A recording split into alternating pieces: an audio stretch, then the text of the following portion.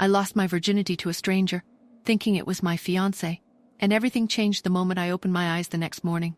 The hotel room was a mess, rumpled sheets, the scent of champagne lingering in the air, clothes strewn across the floor like the remains of some reckless celebration. My head pounded as I tried to piece together the fragments of the night before, but the bed next to me was empty. The man I thought was Charles, the man I had promised myself to, was gone. And that's when I heard it.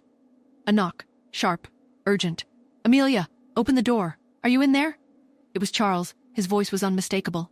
Panic surged through me. If Charles was outside, then who had been in this bed? My heart raced as I tried to find any trace of the man I'd slept with. Something. Anything. But there was nothing except silence and shame. When I opened the door, Charles's eyes locked onto mine. His face contorted with disbelief and betrayal. I tried to explain, but the words sounded ridiculous, even to me. I had truly believed it was him. That's what made it worse. I had waited, saved myself for our wedding night, and in a cruel twist of fate, I had given that moment to someone else. Someone whose name I didn't even know. Charles didn't yell. He didn't rage. He simply looked at me like I was something he had never known, and without another word, he left. The silence that followed was unbearable.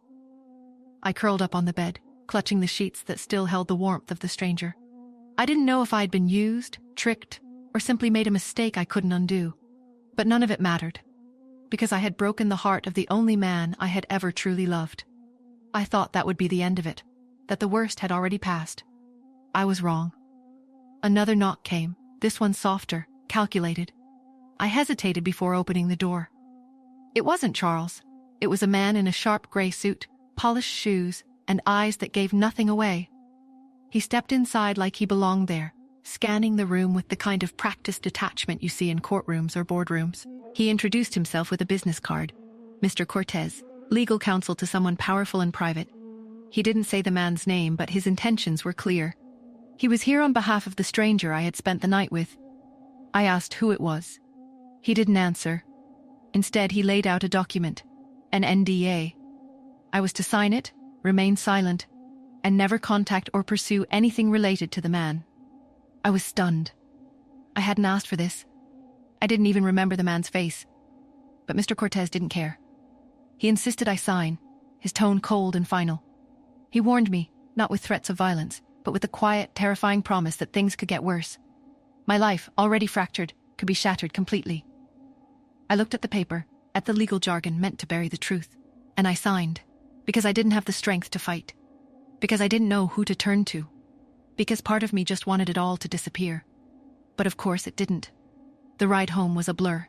I barely noticed the streets, the sunlight, the pedestrians. My thoughts were a whirlwind of confusion, anger, guilt, and fear. I had lost Charles. I had lost my innocence. And now, I had lost even the right to ask why. When I got home, I walked into silence. A heavy, suffocating silence that felt like mourning. My house was full of people, friends, family, even the priest from the church. They had come expecting a wedding. Instead, they got a scene from a tragedy. Charles was already there, dressed in the tuxedo he should have worn to marry me. He didn't look at me like he loved me anymore. He looked at me like I was a stranger.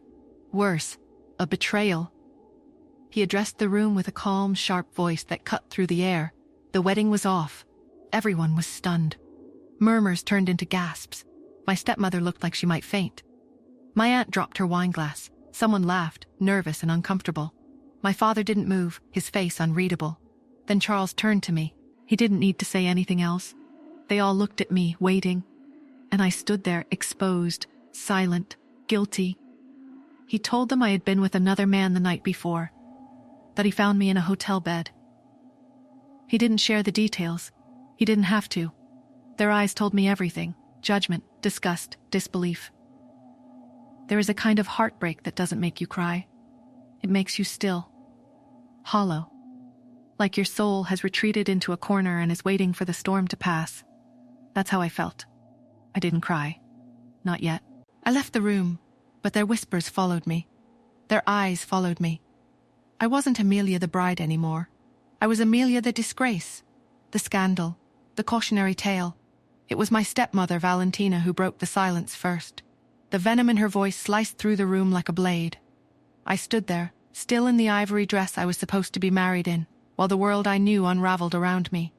My father's eyes, usually so distant and unreadable, were now cold with fury. His words didn't give me a chance to explain. He demanded the truth, and when I faltered, still unsure, still trying to understand what had happened myself, he condemned me with it. To him, I had disgraced the family, ruined the wedding, destroyed my reputation. Charles didn't speak. He didn't need to. The look on his face said everything. When I whispered his name, hoping he might believe there had been a mistake, that something had gone terribly wrong, he simply turned and walked away. Not with anger, with indifference, and somehow that hurt more than anything else. Everything I knew, my fiancé, my family, my name, was gone in a single afternoon. The room spun with whispers, gasps, and judgment. I stood frozen, a statue in silk, while their eyes burned holes into my soul. But the worst hadn't even come yet. She was standing by the staircase, my stepsister, Sophie. Arms folded, a smug smirk tugging at the corner of her mouth. Where the others looked horrified or heartbroken, she looked victorious. It was a strange calm that chilled me more than the chaos. And then she said it, not with shame but pride. She had done this. She had planned it. I still remember every word. She had spiked my drink the night before. Nothing dangerous, just enough to make me black out. Then she had left me in a stranger's hotel room, fully aware of what it would do to me, to Charles, to the wedding. She didn't even flinch when I asked her why.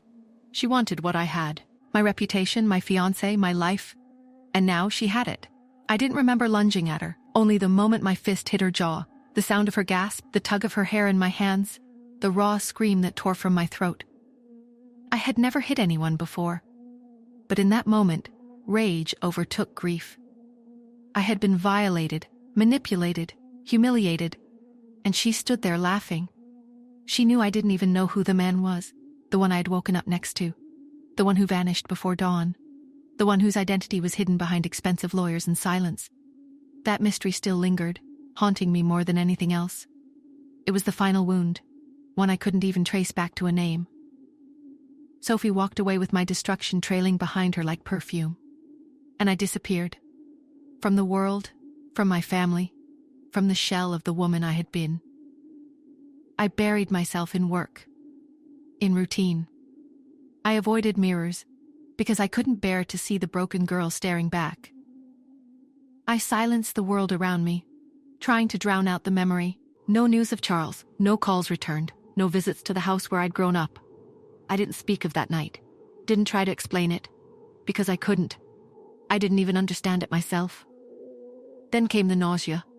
At first I blamed stress, but the dizziness followed, and then the exhaustion, constant and consuming.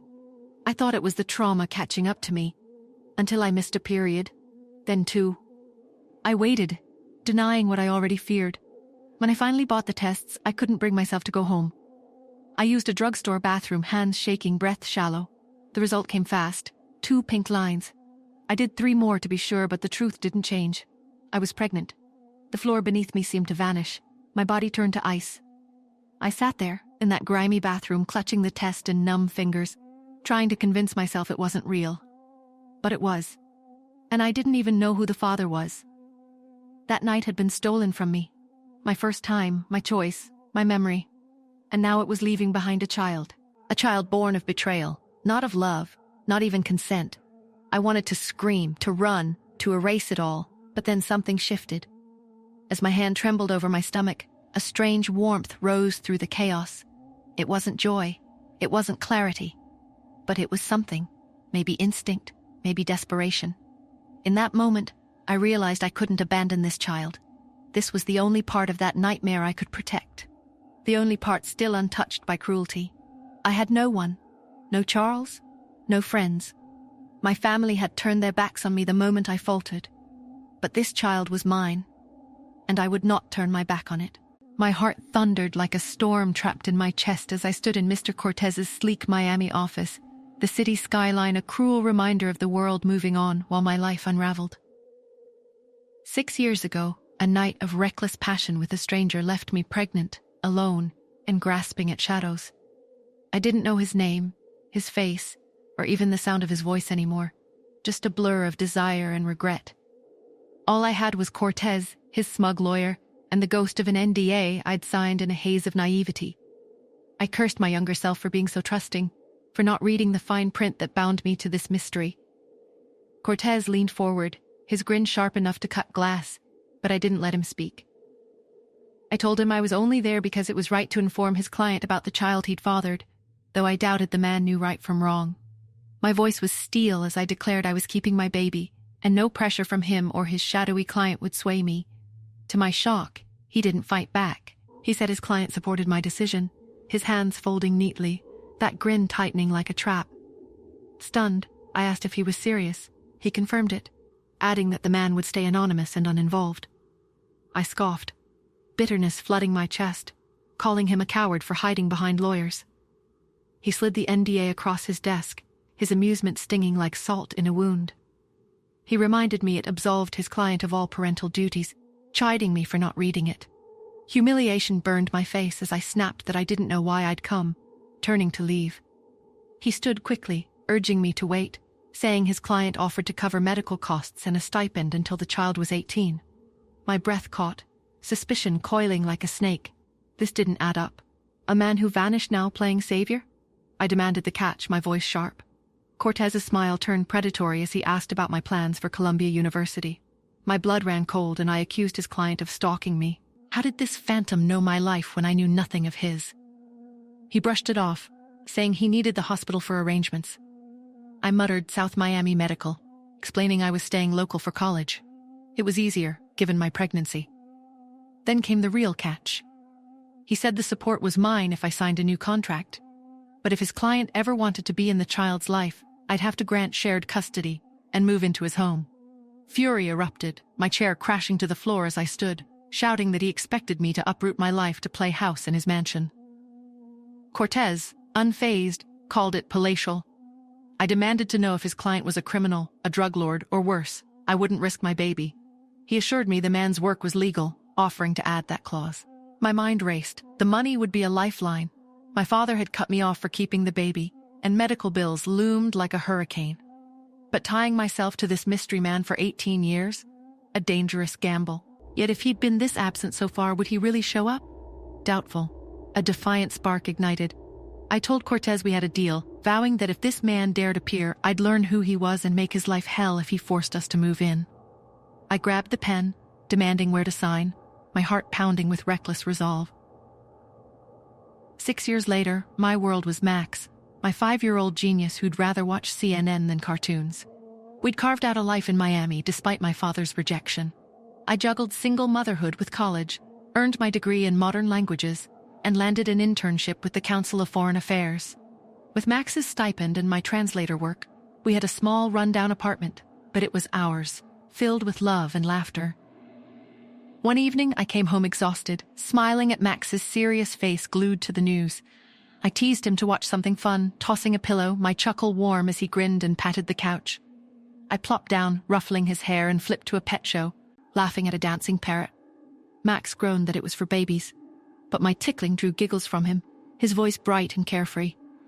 A phone ping broke the moment. Our food delivery was downstairs. I told Max to stay put, not to open the door, and he cheekily suggested I charm the delivery guy for free food. I laughed, pulling on leggings and a hoodie, but the elevator had other plans. It jolted, then died, trapping me in a steel box. Panic surged as I pounded buttons, shouting for help, my voice desperate and hoarse. No signal on my phone, no response from the call box, just suffocating silence. 20 agonizing minutes later, the elevator lurched to life. I sprinted to our apartment, heart in my throat, only to find the couch empty. I searched every room, calling Max's name, my voice cracking with fear. He was gone, and dread sank into my bones like ice. I ran into the hallway, colliding with my neighbor Wanda, asking if she'd seen him. She said she saw him get into a black car, assuming I was with him. Terror clawed my chest. I bolted outside, where 4 black luxury cars with tinted windows lined the street. I banged on one, screaming for Max, my voice raw with desperation. A hand touched my shoulder, and a familiar voice stopped me cold. Cortez said Max was safe, with them.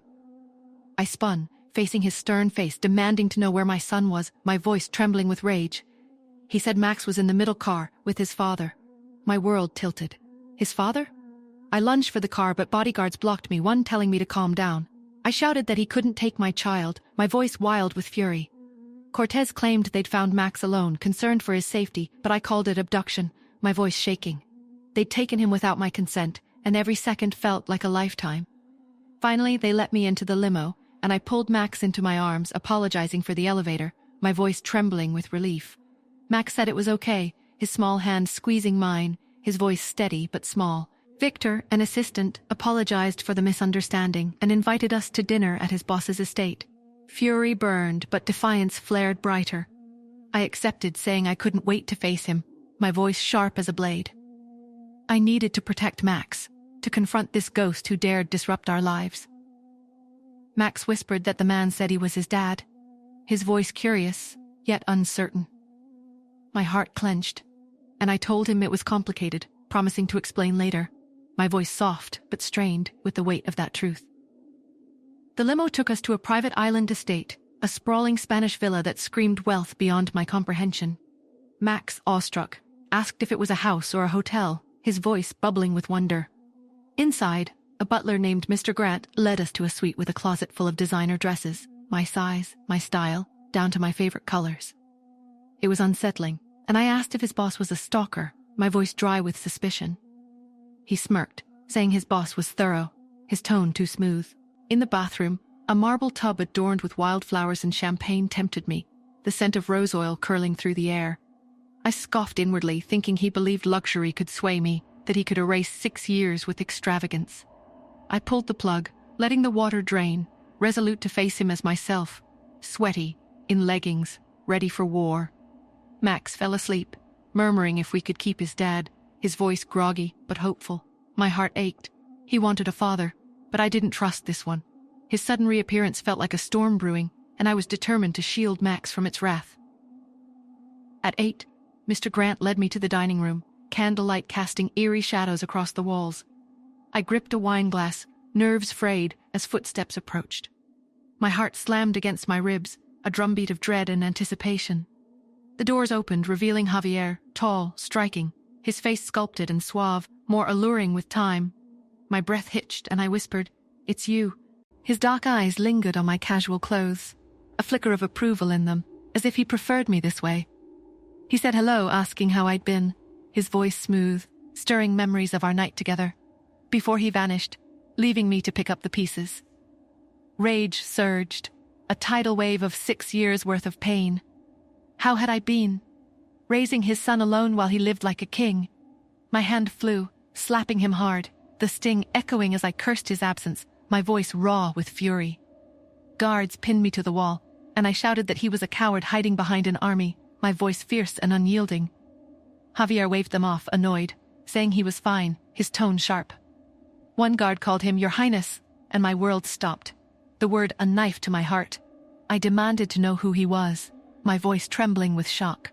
He licked a cut on his lip, smirking, and said he was Javier Calderón, the Crown Prince of Spain. The room spun, my mind reeling. The father of my child was royalty, a man with power I couldn't fathom. My past crashed into my present, and dread coiled in my gut like a living thing. Javier's revelation hit like a blade, slicing my reality apart. A prince cloaked in NDAs while I scraped by to feed Max. He motioned to the table, saying we should sit, his voice steady but heavy. I sat, clutching my wine glass, demanding why he was here now. Why Max? My voice jagged. He claimed he only recently learned of Max, believing distance was best, his tone hinting at guilt. I sneered, asking if it was best for him, safe behind his crown, or for us, surviving on grit. His jaw clenched, admitting his youth and royal burdens overwhelmed him. I snapped that he couldn't play victim, my voice raw with 6 years of anger. He knew I was pregnant and vanished, leaving me alone. He said he wanted to know Max, to fix things, his voice softening. I laughed bitter, asking if he thought wealth could erase the past, my voice thick with scorn. He insisted it was about Max and me, his gaze piercing. I told him he had no right to say that, my voice cracking with betrayal. A butler interrupted with a palace call, and Javier left, promising more talk tomorrow, his tone firm but fleeting. Alone in his lavish prison, my mind churned. Was he genuine, or was this a royal ploy? What did his title mean for Max? The next morning, Max bounced on the bed, asking to stay forever, thrilled by horses and pools, his voice bright. I forced a smile, saying we'd see, my tone heavy. Javier was busy, so we toured the estate. Max gushed over gardens, his voice alive, while I saw a gilded cage in every luxury. That afternoon, Javier knelt to talk horses with Max, his warmth unsettling. My instincts screamed caution, wary of his charm. Cortez appeared, offering a new contract with only visitation rights, his voice slick. I asked why the change, wary. He said Javier cared for Max, and me, his words a subtle threat. My chest tightened. That night on the balcony, waves crashing below, Javier said he couldn't undo the past but wanted a future with us, his voice almost vulnerable. I told him he couldn't decide that, my voice breaking with old wounds. He stepped closer, asking to prove he'd changed, his eyes stirring buried memories. Max's laughter echoed in my mind, his hope for a father clashing with my distrust. But other questions gnawed at me. Why had Javier reappeared now, after years of silence? Was his sudden interest in Max driven by love, or was there a hidden agenda tied to his crown? And what of the contract's original terms? Could he still demand custody, forcing us into his world? The estate, with its glittering chandeliers and armed guards, felt like a labyrinth, each corner hiding secrets I couldn't yet see. As the waves crashed below, a chill ran through me. A cryptic note had arrived with the contract, slipped into my hand by a nervous maid. It read, "Not all is as it seems, Miss Rivera. Trust sparingly." Who had sent it? A disgruntled staff member, or someone closer to Javier's throne? The suspense gripped me like a vice, my future and Max's hanging in the balance. Javier's royal blood had opened a door to a world of power and danger, and I stood at its threshold, unsure if stepping through would save us or destroy us. One thing was certain. The truth was out there, waiting, and I wouldn't rest until I uncovered it. Hey, I'm Amelia. If you're wondering what happens next, download the Pocket FM app now and listen to the exciting episodes of the Royal Accident